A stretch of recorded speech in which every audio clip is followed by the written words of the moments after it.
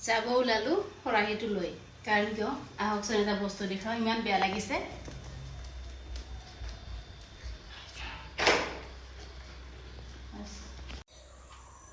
এয়া গাৰ্ডেনত আহিলো তাক ইমান ধুনীয়াকৈ ফুল ফুলি আছে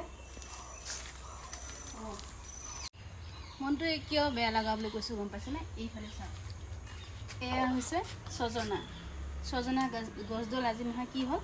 ভাঙি গ'ল ওপৰৰ পৰা চাওকচোন এনেই ভাঙি গৈছে কিয় বা ভাঙি গৈছে মই নিজে নাজানো তাৰপিছত এই ফুলখিনি আমি ইমান দিনে ফুলখিনি খোৱাই নাই কাৰণ কি পকৰা খাই ভাল লাগে তথাপিতো আমি খোৱা নাছিলোঁ ফলটোৰ কাৰণে চাওকচোন এয়া সৰু সৰু ফল আহিছে এতিয়া আৰু এতিয়া ভাগি পৰিছে ইমান বেছি বেয়া লাগিছে ভাবিছোঁ ছজনা খাম তো সেইটো কাৰণে আমি ফুলখিনি ছিঙাই নাছিলোঁ কিন্তু এতিয়া আৰু উপায় নাই যিহেতু ভাগি গৈছে গছ তো খাবই লাগিব আৰু এতিয়া পকৰা বনাই খাম আৰু আপোনালোকক দেখাম দেই নেজানো আজি বনাই খাব পাৰোঁনে নাই কিন্তু কালি পৰহি লগাত তথাপিতো বনাম আৰু যিহেতু এতিয়া ছিঙিবই লাগিব দিয়কচোন কাৰণ কিয় নহ'লে বেয়া হৈ যায় ন তো যিমানখিনি পাৰোঁ ছিঙো আৰু এইফালে চাওক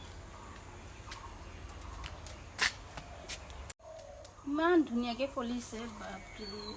বেয়া লাগিছে আজি গোটেই মানে ফুলৰ মাজে মাজে এয়া ছজনা এইবোৰ ডাঙৰ হ'লে ইমান খাই ভাল লাগিলেহেঁতেন পকৰাটো খাই সঁচাকৈ বহুত বেছি ভাল লাগে কিন্তু